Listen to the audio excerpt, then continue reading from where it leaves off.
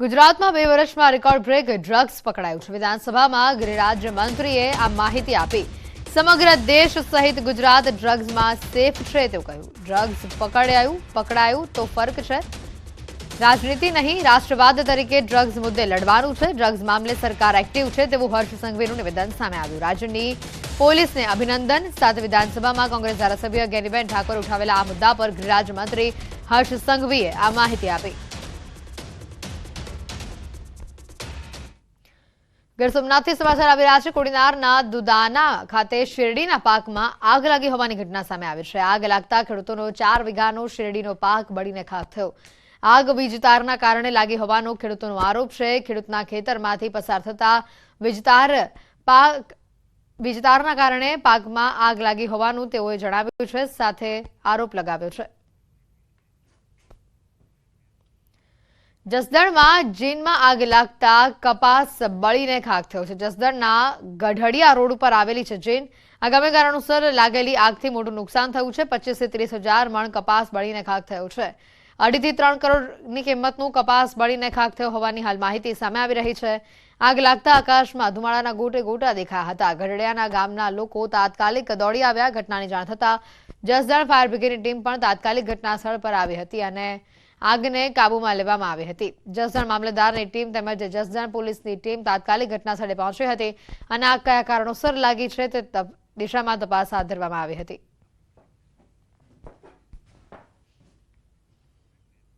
સમાચારોમાં હાલ રોકાઈશું એક બ્રેક માટે।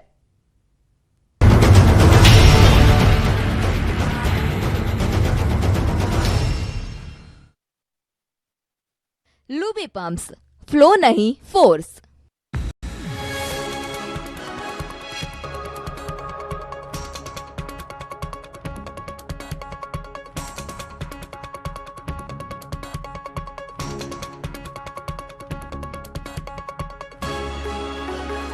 लूबी पंप्स, फ्लो नहीं फोर्स। 80 करोड़ लोगों को ભાવનગર મહાનગરપાલિકા દ્વારા શહેરના વિવિધ વિસ્તારમાં થયેલા ગેરકાયદે દબાણો હટાવવાની ઝુંબેશ યથાવત રાખવામાં આવી। ભાવનગરના શેલરશાહ ચોકથી અલકા ટોકીઝ સુધી સરકારી જમીન પર ખડકી દેવાયેલા દબાણો પર બુલડોઝર ફરી વળ્યું હતું। રોડ પર દબાણો કરી અડચણરૂપ બનતા બાંધકામ જેસીબીથી તોડી પાડ્યા હતા। રોડ પર દબાણો દૂર કરાયા હતા। તંત્ર પોલીસ સાથે જેસીબી લઈને પહોંચતા આ વિસ્તારમાં વેપારીઓમાં ફફડાટ ફેલાયો હતો। ડિમોલિશન કામગીરીને લઈને ટોળા એકઠા થયા, પણ તેઓ માત્ર મુખ પ્રેક્ષક જ રહ્યા। વર્ષ સુધી દબાણો કરી બેઠેલા દુકાનો અને અન્ય જગ્યાઓ ખુલ્લી કરતા લોકોને હવે આ વિસ્તારમાં ટ્રાફિકની સમસ્યાઓથી રાહત મળશે। બનાસકાંઠા પંથકની આંગણવાડી બહેનોએ વિવિધ મુદ્દાને લઈને કંઈક આ રીતે વિરોધ પ્રદર્શન કર્યું। લઘુત્તમ વેતન, મહેકમ, મેટર્નિટી લીવ સહિતના મુદ્દાને લઈને અનેક રજૂઆત કરવામાં આવી, છતાં કોઈ નિવેડો નહીં આવતા આંગણવાડી બહેનો રણચંડી બની। મોટી સંખ્યામાં બહેનો એકત્ર થઈને જિલ્લા કચેરી ખાતે ધસી આવી હતી અને પડતર માંગણીઓને લઈને હલ્લાબોલ કર્યું હતું। જિલ્લા પંચાયત કચેરીથી રિલીઝ સ્વરૂપે કલેક્ટર કચેરી આવી ધરણા કર્યા। વિરોધ પ્રદર્શન કરી જિલ્લાની આંગણવાડીની મહિલાઓ કામથી અળગી રહી, હડતાલ પર ઉતરી। માંગણી ન સંતોષાય તો ઉગ્ર આંદોલનની ચીમકી આપી।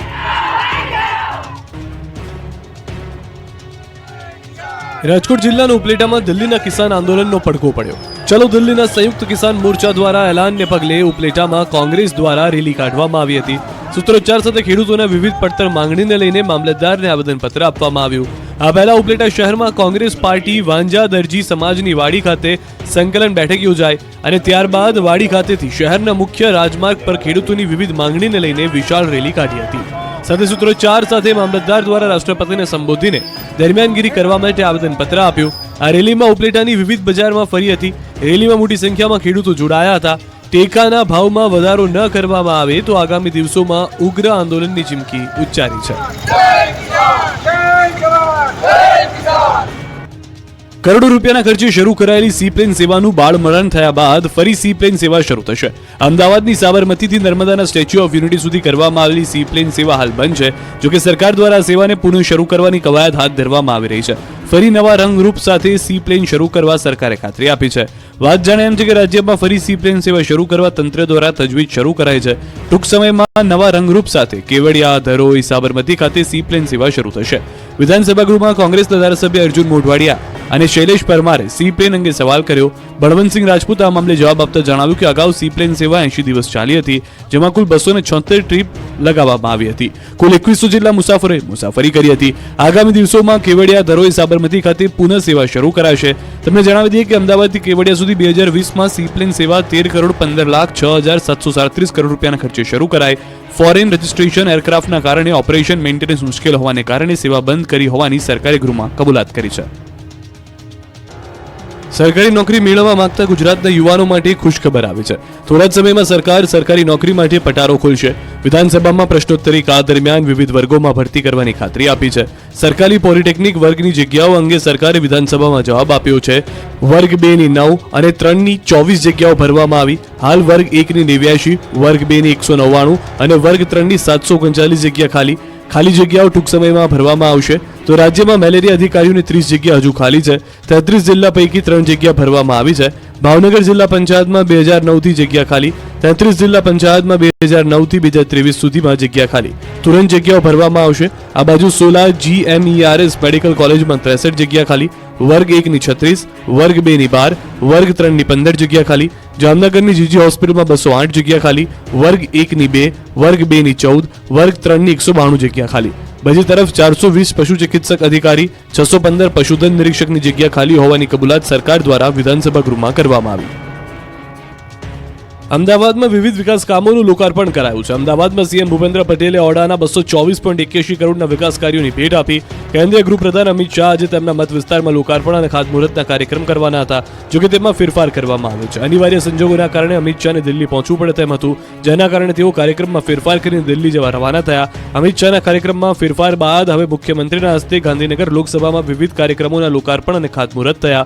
મુખ્યમંત્રી ભૂપેન્દ્ર પટેલના હસ્તે ઓડા દ્વારા નવનિર્મિત કમ્યુનિટી હોલનું લોકાર્પણ, ખરીદ વેચાણ સંઘના ગોડાઉનનું ખાતમુહૂર્ત અને મોડાસર અને જોલાપુર તળાવનું લોકાર્પણ કરાયું. શેલામાં ઓડિટોરિયમનું લોકાર્પણ કર્યું. સાણંદમાં સહકારી ખરીદ વેચાણ સંઘ બિલ્ડિંગનું ખાતમુહૂર્ત, સાણંદમાં ગોદામ પરિસરનું ઉદ્ઘાટન કરાયું. સાણંદના મોડાસરમાં તળાવ ઉદ્ઘાટન કરાયું. चैतर वसावा है, कभी झुकेगा नहीं साला. મેં ઝુકેગા નહીં ડાયલોગ આજકાલ ભરૂચ લોકસભાની બેઠકમાં પ્રચાર પ્રસાર દરમિયાન સંભળાઈ રહ્યો છે. ભરૂચ લોકસભાની બેઠક પર આ વખતે વસાવા વર્સિસ વસાવાનો જંગ જામશે તે લગભગ નક્કી છે. ત્યારે આપના ધારાસભ્ય ચેતર વસાવાએ જેલમાંથી છૂટ્યા બાદ ફિલ્મી સ્ટાઇલમાં પ્રચાર શરૂ કરી દીધો છે. ભરૂચમાં ડેડિયાપાડાના ધારાસભ્ય ચેતર વસાવા હાલ ફિલ્મી ડાયલોગથી રાજકીય ગરમાવો ઉભો કરી રહ્યા છે. ચેતર વસાવાએ લોકસંપર્કના કાર્યક્રમો શરૂ કર્યા છે. ત્યારે જંબુસર આમોદમાં ચેતર વસાવાએ એક બેઠક યોજી હતી, જેમાં પોતાના ભાષણમાં ભારતીય જનતા પાર્ટી પર આકરા પ્રહારો કર્યા અને ફિલ્મી સ્ટાઇલમાં 2024માં ભાજપને જોઈ લેવા પડકાર ફેંક્યો હતો, જેની સામે ભાજપ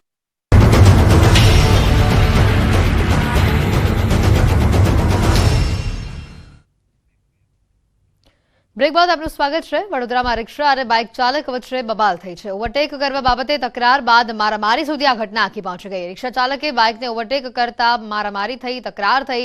ઉશ્કેરાયેલા રિક્ષા ચાલકે બાઇક સવારને માર માર્યો. બાઇક ચાલકને માથાના ભાગે દંડાના ફટકા